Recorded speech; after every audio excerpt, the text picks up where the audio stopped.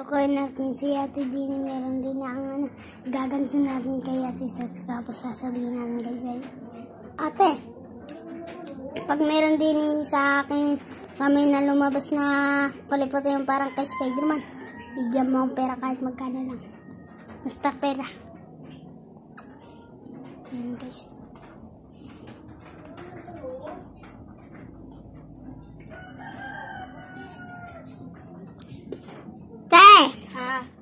Pag meron din yung lumabas na para kay Spider-Man, bigyan mo ang pera.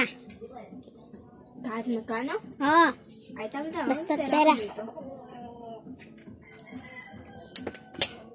Lo, ang guling. Ay, meron ako dito ang pera. Parito ka.